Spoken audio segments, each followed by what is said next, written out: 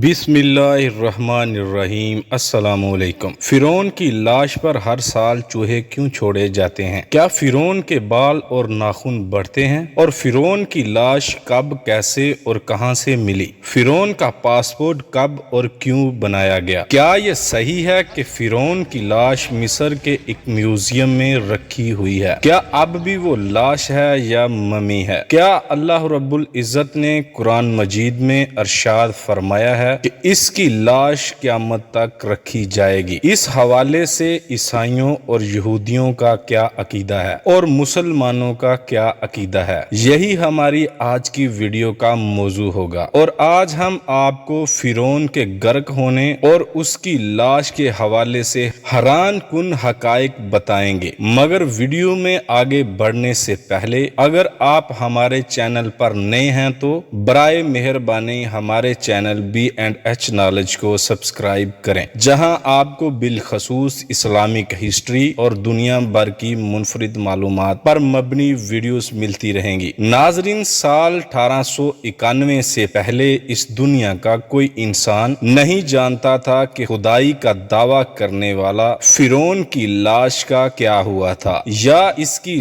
لاش کی باقیات کہاں ہیں، یا کہیں ہیں بھی یا نہیں۔ تمام آسمانی کتابوں میں اس واقعہ کا ذکر تفصیل سے ملتا ہے کہ اللہ کے پیغمبر حضرت موسیٰ علیہ السلام اور بنی اسرائیل قوم کا پیچھا کرتا ہوا ایک فرعون پانی میں غرق ہو کر اپنی فوج سمیت مر گیا تھا، جبکہ حضرت موسیٰ علیہ السلام اور ان کی قوم کو پانی نے اللہ کے حکم سے گزرنے کا راستہ دے دیا تھا۔ مگر اس کے بعد اس کا کیا ہوا تھا، اس بارے میں کسی بھی کتاب میں نہیں لکھا ہوا، مگر قرآن مجید میں اس کے انجام کے بارے میں ایک بہت ہی عجیب بات لکھی گئی تھی جس کی کسی کو سمجھ نہیں تھی۔ قرآن پاک فرقان حمید کی سورہ یونس کی آیات نمبر 92 میں اللہ رب العزت نے ارشاد فرمایا ہے، جس کا ترجمہ کچھ یوں ہے: سو آج ہم صرف تیری لاش کو نجات دیں گے تاکہ تو ان کے لیے نشان عبرت ہو جو تیرے بعد ہیں، اور حقیقت یہی ہے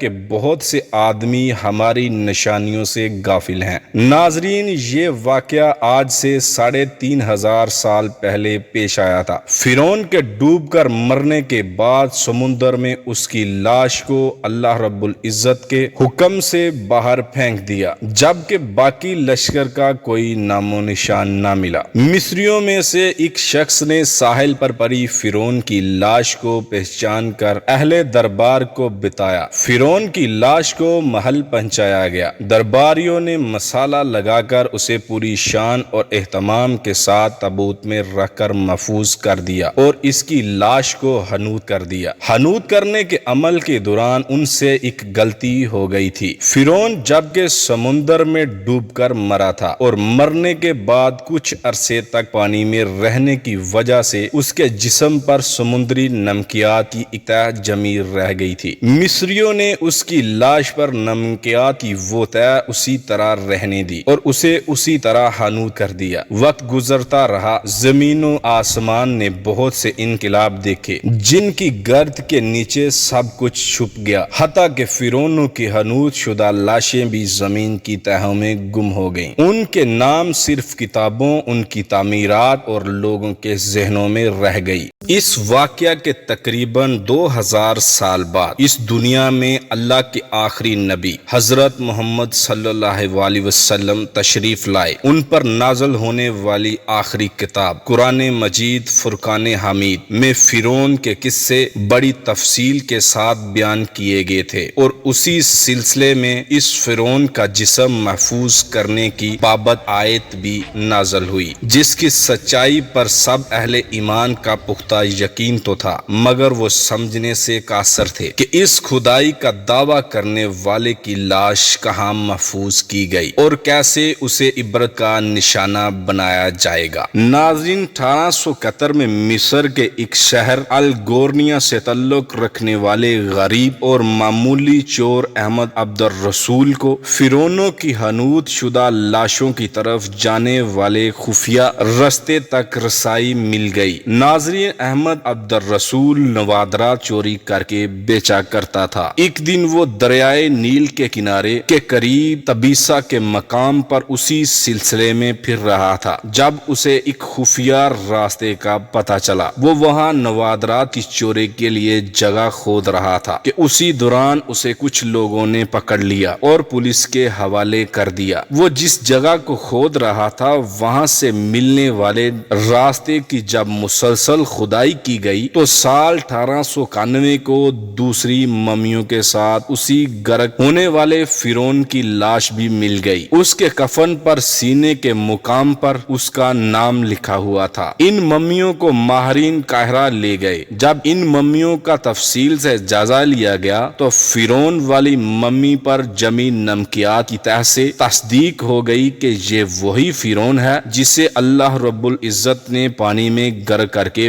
بہترین انجام سے ہمکنار کیا تھا۔ ناظرین، یہ بہت بڑا واقعہ تھا۔ اس کی تصدیق کے لیے دنیا بھر کے ماہرین اور سائنسدان مصر کی طرف جانے لگے۔ مختلف سائنسی ٹیسٹ کرنے کے بعد دنیا بھر کے سائنسدانوں نے تصدیق کر دی کہ دوسری سب لاشوں کی نسبت صرف فرعون کی لاش پر ہی سمندری نمکیات کی تہ جمی ہوئی تھی۔ اس تصدیق کے بعد اسے فرعون کی لاش قرار دے کر عجائب گھر میں محفوظ کر دیا گیا۔ سال 1982 میں فرعون کی ممی خراب ہونے لگی تو اس وقت کی مصری حکومت نے فرانس کی حکومت کو درخواست کی کہ فرعون کی ممی کو خراب ہونے سے بچایا جائے۔ جدید سائنسی ذرائع سے اس کی موت کی وجہ بھی معلوم کی جائے۔ مصری اور فرانسی حکومت نے مل کر ممی کو فرانس لے جانے کا انتظام کیا اور اسی سلسلے میں فرعون کی ممی کو فرانس لے جانے کے لیے فرعون کی ممی یعنی اس کی لاش کا پاسپورٹ بھی بنایا گیا، کیونکہ فرانس کے اندر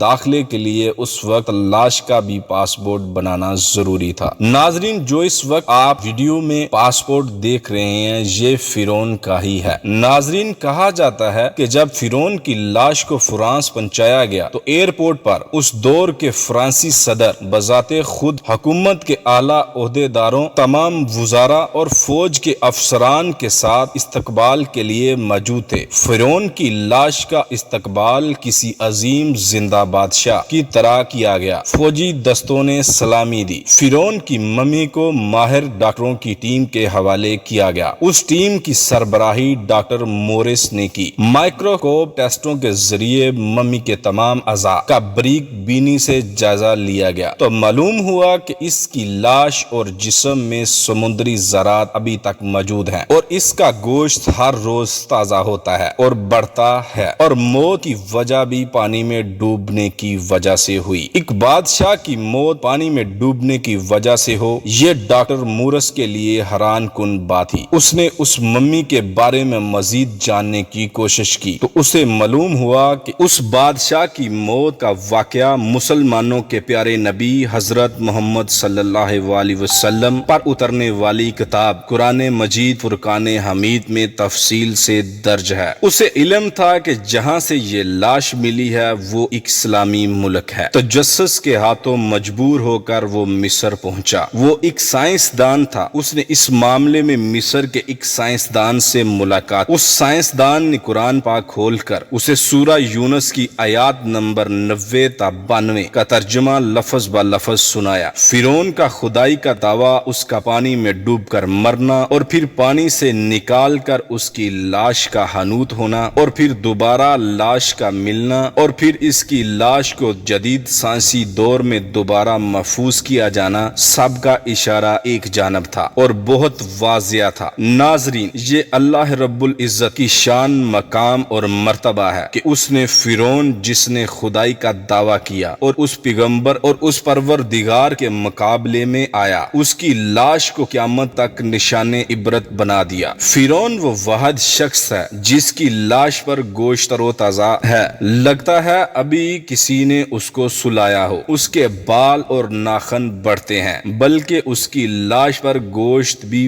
بڑھتا رہتا ہے۔ ہر سال 15 مارچ کو فرعون کی لاش کے اوپر چوہے چھوڑے جاتے ہیں اور وہ اس کا بڑا ہوا گوشت کھا جاتے ہیں اور پھر اس کی ڈریسنگ کی جاتی ہے اور اس کو دوبارہ شیشے میں رکھا جاتا ہے۔ ناظرین، नाजरीन, फिरौन की लाश के बाल बिल्कुल सही, आंखें, हर चीज बिल्कुल सही सलामत। वो लगता नहीं कि ये 3500 साल पुरानी मम्मी है। मम्मी और लाश में फर्क होता है, ऐसे लगता है कि ये नई और ताजा लाश है। मूसा अलैहिस्सलाम और हमारे और आपके प्यारे नबी हजरत मोहम्मद सल्लल्लाहु अलैहि वसल्लम के दरमियान 2000 साल का फर्क है। तुम्हारे जिस्म को नजात दूंगा और लोगों को कहूंगा कि देखो ये अंजाम है खुदाई का दावा करने का। एक दफा मूसा अलैहिस्सलाम ने पूछा, ऐ परवरदिगार आलम, तू फिरौन को इतनी मोहलत क्यों देता रहा? वो तो कहता था मैं खुदा हूँ। तो अल्लाह रब्बुल इज्जत ने अरशाद फरमाया, ये कमबख्त अपनी रिया में अदल करता था, इसलिए इसको मैं मोहलत देता रहा। जब इसने जुल्म किया तो फिर पकड़ा। नाजरीन, फिरौन की लाश के हवाले से ईसाइयों और यहूदियों का ये अकीदा है कि फिरौन पानी में गर्क होकर हलाक नहीं हुआ था, बल्कि वो उस वक्त बच गया था और बाद में तभी मौत मरा। और मुसलमानों का ये अकीदा है कि फिरौन को अल्लाह रब्बुल इज्जत ने पानी में गर्क कर दिया था और क़यामत तक उसकी लाश को निशाने इबरत बना दिया। नाजरीन, फिरौन की मम्मी नहीं बल्कि लाश है। फिरौन की लाश ऐसे महफूज